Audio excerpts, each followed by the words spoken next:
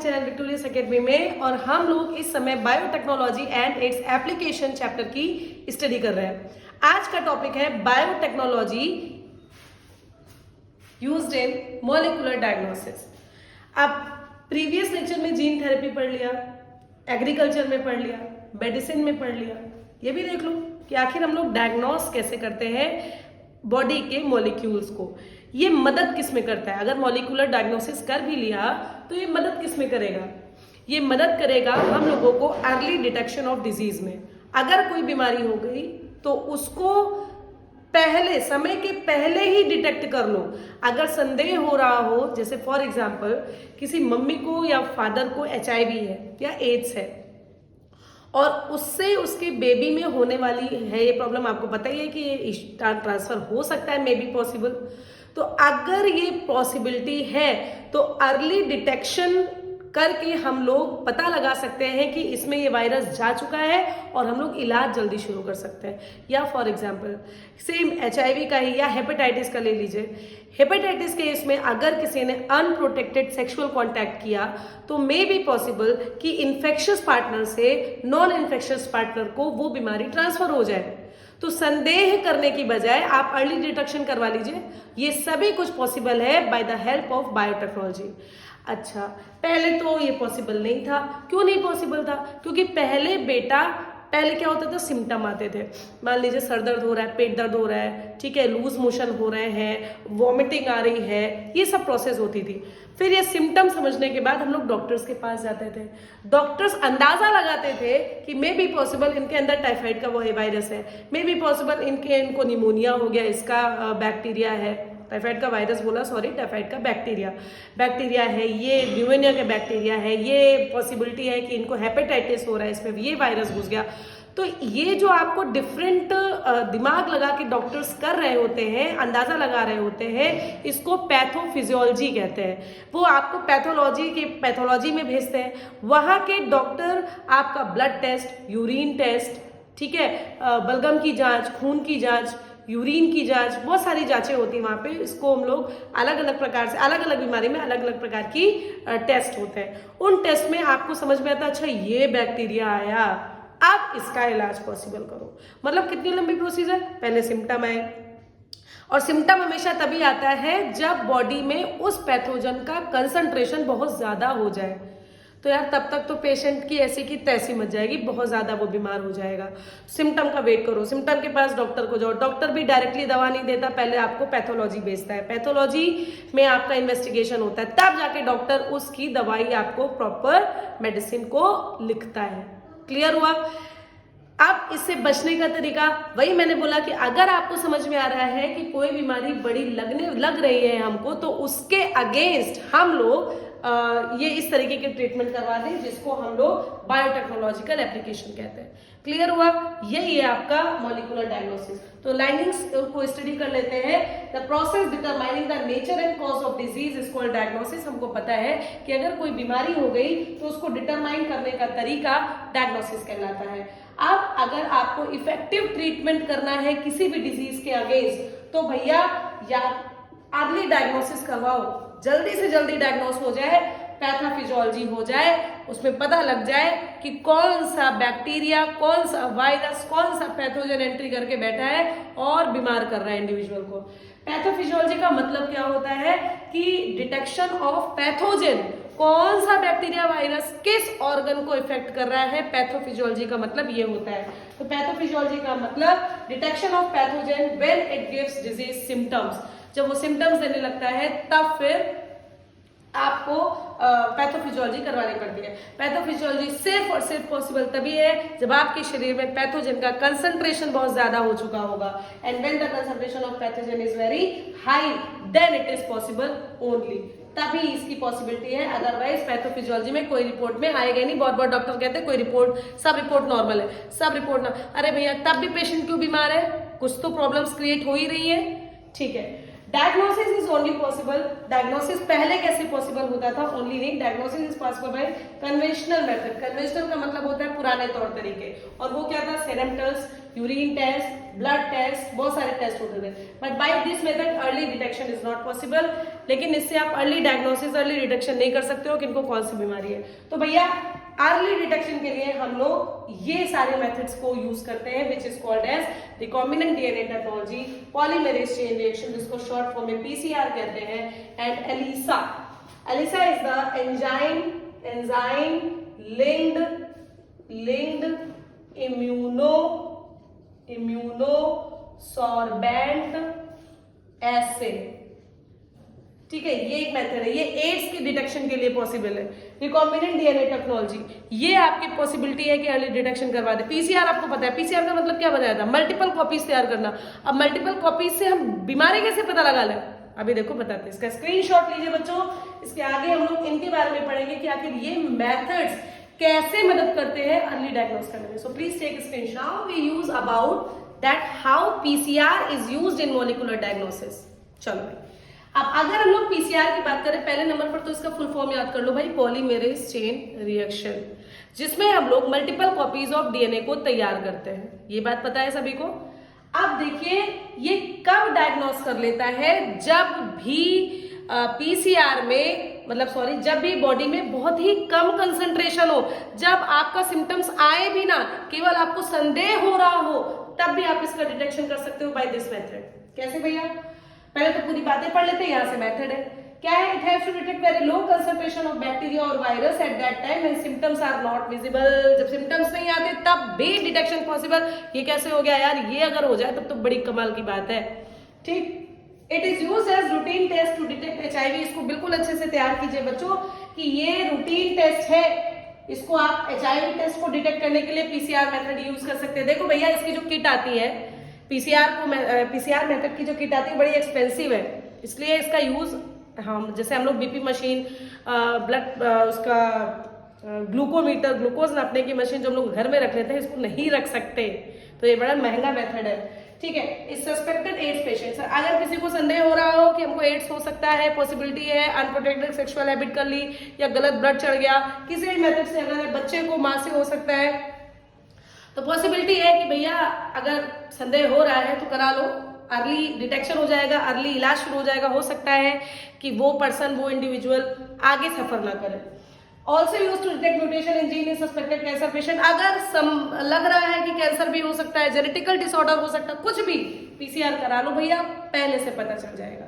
Clear. अब इसमें हम लोग करते क्या है, ये ऊपर वाला अगर आप स्क्रीनशॉट ले लो तो इस मेथड को थोड़ा सा फिगर के फॉर्म में हम आपको समझा दें। प्लीज टेक स्क्रीनशॉट, इसका स्क्रीनशॉट ले लीजिए। ठीक है, अब हम आपको बिगाड़ के ये वाला मेथड जो ब्लू से लिखे हैं, इनको हम थोड़ा फिगर के माध्यम से आपको समझाने जा रहे हैं।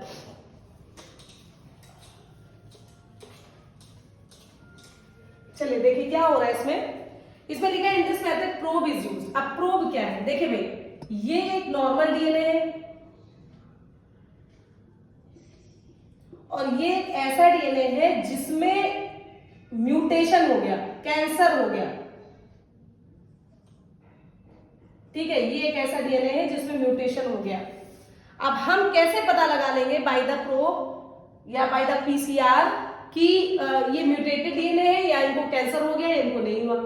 ठीक है, अब नॉर्मल डीएनए और म्यूटेटेड डीएनए को पता लगाने के लिए लोग प्रोब यूज करते, लिखा हुआ है। प्रोब क्या होता है, प्रोब हम लोग बनाते हैं by the radio active molecule, by the using radio active molecule. Radio active क्या है भैया, डीएनए है, डीएनए या आरएनए में आपको पता है फॉस्फोरस होता है, नाइट्रोजन होता है, कोई ना कोई एक रेडियो एक्टिव मॉलिक्यूल यूज कर लो, P32 यूज कर लो, बोलो भैया, P35 होता है, P32 यूज कर लो, सल्फर यूज कर लो, कुछ भी यूज कर लो, कुल मिलाकर इसको रेडियो एक्टिव बनाना है। डीएनए को रेडियो एक्टिव बनाने के लिए फॉस्फोरस की रेडियो एक्टिविटी चाहिए होती है।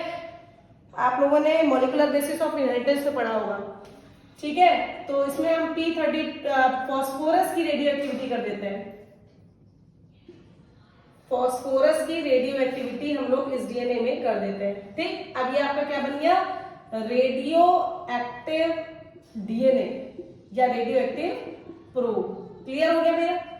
अब इस डीएनए मतलब ये एक सेल में मौजूद है, ये एक सेल में मौजूद है। ठीक है, हमने इस रेडियो एक्टिव डीएनए को इनके सेल, भाई सेल के अंदर होगा ना यार, ये भी सेल के अंदर होगा, तो हमने इस रेडियो एक्टिव डीएनए को इसके अंदर भेजा। बहुत सारे मेथड आपने बायोटेक्नोलॉजी में पढ़ रखे हैं। भेजा, अब अगर आप इसको भेजोगे तो रिकॉम्बिनेशन होगा, आपको पता ही है कॉम्बिनेशंस होते हैं, रिकॉम्बिनेशंस होते हैं। रिकॉम्बिनेंट डीएनए टोपोलॉजी क्या होती है? यही तो होती है। अब ये जब रेडियो एक्टिव डीएनए यहाँ पर पहुंचेगा बेटा, तो कुछ ऐसा इसके साथ कॉम्प्लीमेंट्री डीएनए बना लेगा। क्या बना लेगा? ये वाला डीएनए, इसका डीएनए इसके डीएनए से कॉम्प्लीमेंट्री बना लेगा। ठीक है, कॉम्प्लीमेंट्री डीएनए बन जाएगा। इसने इसको भेजा, यहां से ये आया और ये कॉम्प्लीमेंट्री बन गया। लेकिन ये रेडियो एक्टिव मॉलिक्यूल जब इसके पास भेजा गया, ये इससे कॉम्प्लीमेंट्री नहीं बना पाएगा। क्यों? क्योंकि ये म्यूटेटेड है यार, इसमें कहीं ना कहीं कुछ ना कुछ प्रॉब्लम क्रिएटेड है। वो वाला हिस्सा जो इससे कॉम्प्लीमेंट्री बनना होगा वो नहीं है, उसमें म्यूटेटेड हो गया है।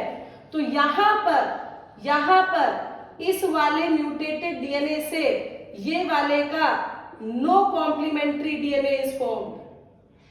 कोई भी कॉम्प्लीमेंट्री डीएनए नहीं बनता। समझ में आएगा? अच्छा, हम कैसे जाने कि नहीं कोई नहीं बनता? दिखता थोड़ी ना डीएनए का मॉलिक्यूलर आपको नेकेड आई से दिखेगा क्या? तो हम लोगों ने यूज किया auto radiography method.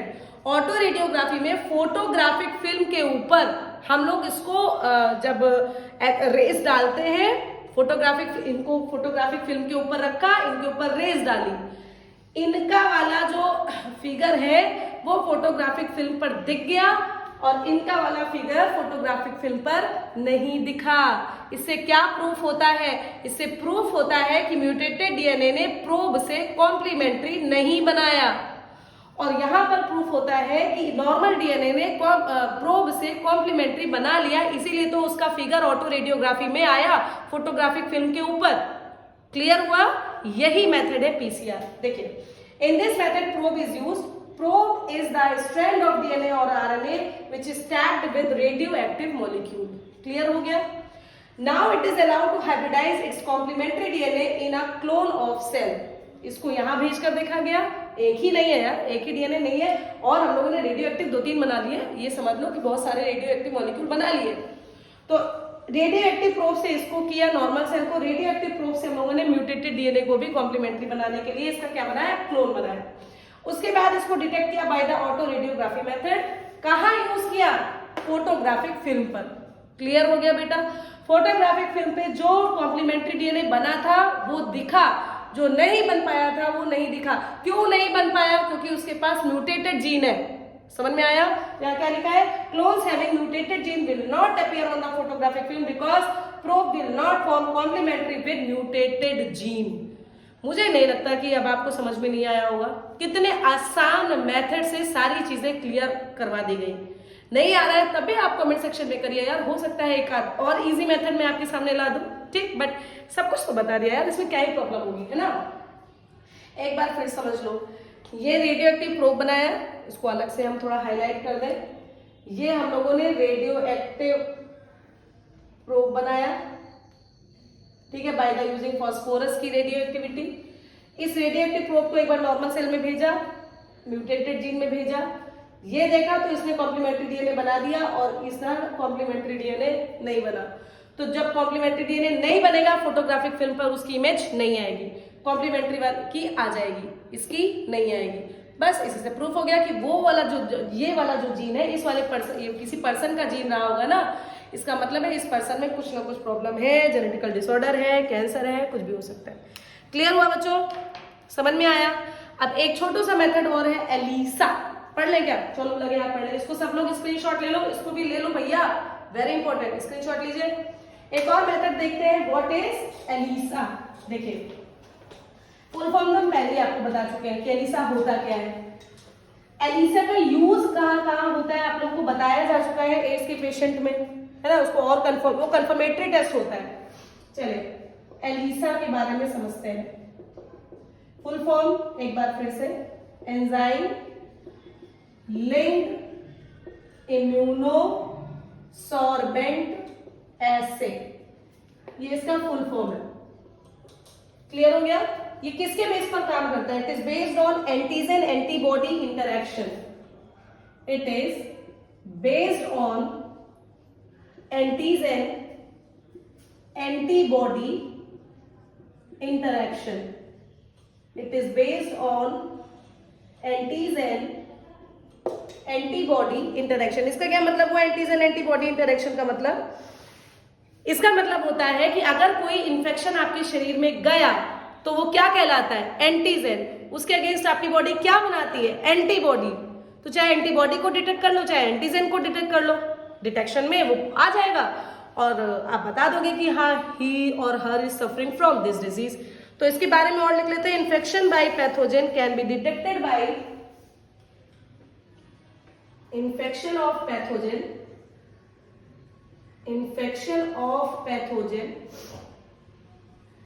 can be detected by, बताओ क्या डिटेक्ट होता है? Detected by the presence of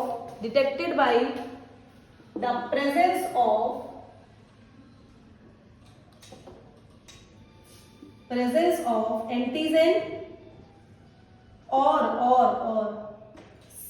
और इसके अगेंस्ट जो एंटीबॉडीज बन रही हैं, इसके अगेंस्ट जो एंटीबॉडीज हो रही है। एंटीजन का नेचर क्या होता है बेटा? ग्लाइकोप्रोटीन्स हो सकता है कि नहीं हो सकता है? पता है ना यार, एंजाइम्स किस नेचर के होते हैं? एंटीजन का नेचर प्रोटीनेशियस, प्रोटीन्स ग्लाइकोप्रोटीन्स के नेचर का होगा। बोलो भैया, है ना? तो ग्लाइकोप्रोटीन हो सकता है, प्रोटीन हो सकता है, एंजाइम जो भी है, एंटीजन एंटीबॉडी एंजाइम ये सब आपके शरीर में किस नेचर के होते हैं? प्रोटीन नेचर के ही तो होते हैं। तो आपके जो एंटीजन्स है या तो ग्लाइकोप्रोटीन्स नेचर के या तो प्रोटीन्स नेचर के, आप इसको डिटेक्ट कर लो, या इसके अगेंस्ट जो एंटीबॉडीज प्रोड्यूस होती है। और defection of pathogen can be detected और the antibodies produced against these antigen. किसी भी एंटीजन के अगेंस्ट अगर कोई एंटीबॉडीज बनी है तो उसको भी डिटेक्ट करके आप आराम से पता लगा सकते हो। क्लियर हो गया बच्चों? स्क्रीनशॉट लो, एलिसा टेस्ट भी खत्म। एक टॉपिक आपका और फिनिश किया मैंने, ठीक है? अब आपके 2 टॉपिक छोटे छोटे से बच रखे हैं, that transgenic animals and plants कैसे यूज करते हो आप, और एक बच रखा है आपका एथिकल इश्यूज। पढ़ा के चैप्टर खत्म। मजे से आप लोग पढ़ रहे हो यार। जाड़ा आ रहा है, रजाई के अंदर बैठो, मेरा चैनल खोलो और नोट्स बनाओ, लर्न करने की कोशिश करो। बच्चों, मोबाइल अगर आपको मिला हुआ है आपका पर्सनल, तो उसको एक अच्छे यूज के लिए उपयोग में लाओ। मोबाइल आपको खराब भी कर सकता है, मोबाइल आपको बिगाड़ भी सकता है, मोबाइल आपको कहाँ से कहाँ भी पहुंचा सकता है। तो अच्छे यूज के लिए करो ना यार। अभी सब अच्छा लग रहा है, फ्यूचर में आपको पता चल जाएगा कि हाँ, जो मैम समझाती थी, जो पापा समझाते थे, मम्मी समझाती थी, वही सब सही है। ठीक है, तो बस पढ़ते रहो, बढ़ते रहो हमेशा की तरह। मेरी तरफ से सभी को all the best, take care, bye bye, thank you so much.